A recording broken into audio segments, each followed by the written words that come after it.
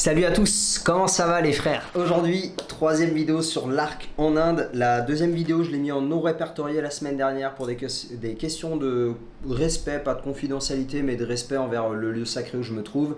Je traite sur l'état des chambres, je vous présente ma chambre et une autre chambre pour les personnes qui vivent entre 0 et 14 jours et les personnes qui vivent entre 14 jours et plus.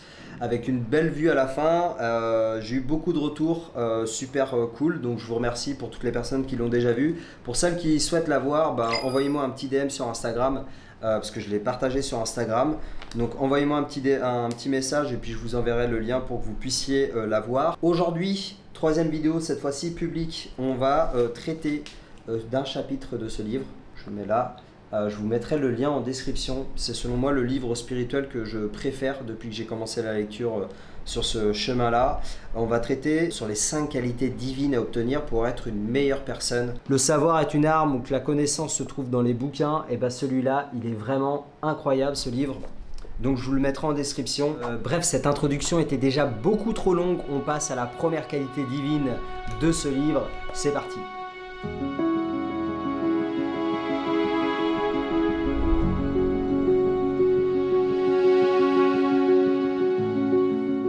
Alors la patience, c'est assez drôle parce qu'à notre époque où tout le monde souhaite avoir tout de suite, il suffit de regarder sur les réseaux sociaux, sur YouTube, sur Instagram ou TikTok, on va vous apprendre ou on va vous montrer des vidéos comment devenir millionnaire en 30 jours ou alors comment, je sais pas moi, devenir trader avec 5 heures de formation, trader professionnel, alors que les traders professionnels ou officiels, ils ont eux mis 5 ans ou en tout cas 5 ans et plus pour le devenir. Bref, vous m'avez compris sur le fait qu'on veut tout de suite et ça c'est pas bon.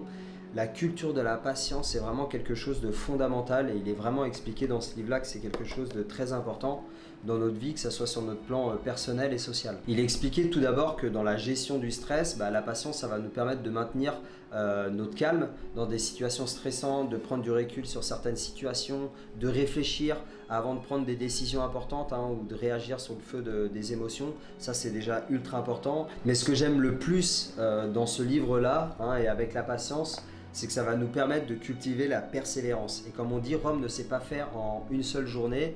Et bien écoutez, dans ce livre-là, il est dit que la patience va nous permettre de développer une vision à long terme. Et cette vision à long terme va nous permettre de toujours rester motivé et de garder le cap en fait. Parce que plus vous allez avoir une vision à long terme et moins vous allez être découragé si les fruits de vos actions, ils ne se manifestent pas immédiatement. Parce que c'est ça le problème en fait. Comme on veut on veut le fruit de nos actions rapidement et si on les a pas, on se décourage et si on se décourage, on abandonne. Et justement, en parlant de fruits de nos actions, il y a une phrase ultra célèbre dans la Bhagavad Gita, c'est un livre sacré en Inde, qui dit « Porte ton intérêt uniquement sur les actions et jamais sur les résultats ». Pour finir, il y a beaucoup de personnes qui m'ont envoyé des messages après ma vidéo sur la méditation. Les personnes qui ne l'ont pas vu, je vous la mets juste ici, le lien juste ici, qui m'ont dit j'arrive pas à me concentrer plus de 2 minutes sur ma respiration, ça m'agace. En fait, j'ai envie de vous dire, ça fait des années, voire des dizaines d'années pour certaines personnes, qu'on laisse notre mental agir à notre place. Comment voulez-vous que tout d'un coup on réussisse à le maîtriser? C'est impossible. Donc c'est là encore une fois de plus qu'on voit que la patience c'est ultra importante. Donc patience, persévérance et discipline. C'est vraiment les 3 mots d'ordre dans cette première qualité à cultiver justement pour progresser.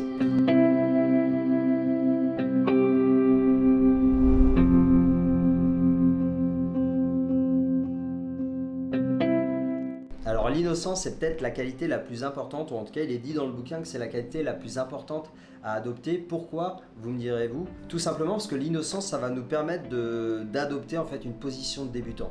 Et il est dit que quand on adopte une position de débutant, on garde notre esprit ouvert et réceptif à ce que le monde et ce que les autres nous disent. Alors bien sûr, il faut faire preuve de discernement et filtrer ce qu'on nous dit, mais en tout cas, le fait d'être innocent, ça va nous permettre d'être réceptif. De plus, les personnes innocentes vont être souvent des personnes, et ça il est dit dans le livre, et ce qui est vraiment vrai, ça va être vraiment des personnes authentiques et bienveillantes.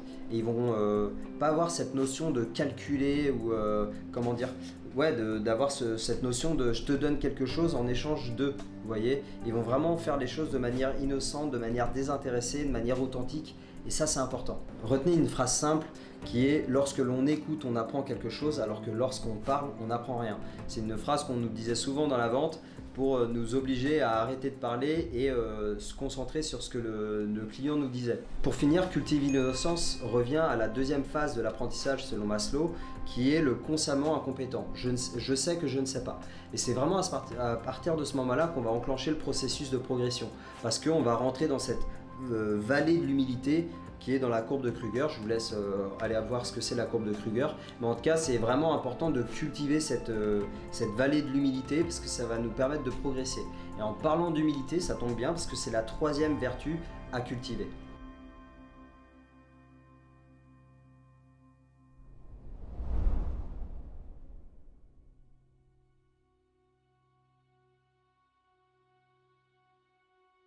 Alors l'humilité est une qualité essentielle qui apporte vraiment une profondeur et une sagesse particulière à nos vies. C'est vraiment quelque chose que je prône. Je suis vraiment admiratif des gens qui sont ultra humbles. Pour être sincère avec vous, c'est vraiment la chose que j'essaye de développer depuis ces dernières années, parce que c'est ce que je manquais, hein, beaucoup. Bref. Tu me déçois beaucoup, Samuel! Le fait qu'on va se comporter de manière individualiste ou centrée sur nous-mêmes, c'est souvent notre ego. C'est notre ego qui nous pousse à nous comporter de cette manière-là. Et n'oubliez jamais, il y a une phrase super célèbre qui dit que l'ego, c'est un très mauvais maître, mais un très bon serviteur.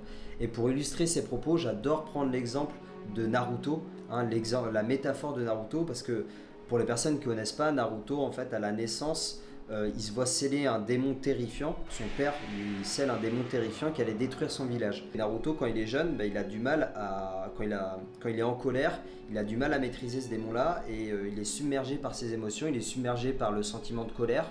Et donc du coup, il se laisse complètement posséder par ce démon-là et le démon il détruit tout sur son passage et clairement Naruto il fait de la merde. À chaque fois ils sont obligés d'être 15 ou 20 ninjas pour le maîtriser. Et bien le jour où Naruto il apprend à maîtriser ce démon-là, à vivre avec lui, il atteint l'éveil. Et à ce moment-là ils ne font plus qu'un et il arrive en fait à le maîtriser et il arrive à le ressortir de manière contrôlée seulement à des moments définis. Et en fait comme Naruto nous devons apprendre à maîtriser notre ego pour pouvoir l'utiliser à certains moments bien définis. Et c'est pour ça que j'adore Naruto, parce qu'il y a plein de morale spirituelle. Donc pour toutes les personnes qui n'ont pas vu Naruto, je vous conseille d'aller le voir, c'est une masterclass. Hein. Outre le fait que c'est un très bon animé, il y a énormément de messages en termes de spiritualité comme celui-ci. Première vue, on va croire que Kyuubi, voilà, c'est juste un démon scellé dans un enfant, mais au final, quand on pousse la réflexion plus loin, on se rend compte que le démon, c'est l'ego de Naruto, et que le jour où il arrive à contrôler son ego, Naruto, il devient super puissant, parce que justement, l'ego est un serviteur de Naruto, et c'est plus son maître. Pour vous donner un petit exemple, vous voyez, il y a 3 ans, j'ai gravi le Mont Blanc, et je peux vous dire que mon ego était un très bon serviteur au bout de 200 mètres. Vous voyez, à 200 mètres du sommet, j'en avais marre, j'avais envie d'abandonner, j'avais envie de faire machine arrière. Et j'ai laissé mon ego être... j'ai laissé mon ego prendre possession de mon corps, on va dire, et c'est ce qui m'a permis d'atteindre mon objectif, d'aller jusqu'en haut du sommet et de faire face à la fatigue, au stress et à toutes les ampoules qui me faisaient saigner les pieds, vous voyez. C'était affreux, mais le fait d'avoir laissé mon ego agir à ma place, ça m'a permis d'atteindre cet objectif-là. L'ego, c'est pas quelque chose de mal, l'ego, c'est un très bon serviteur et faut savoir juste l'utiliser à bon escient. Vous voulez connaître les 2 dernières qualités divines de ce chapitre?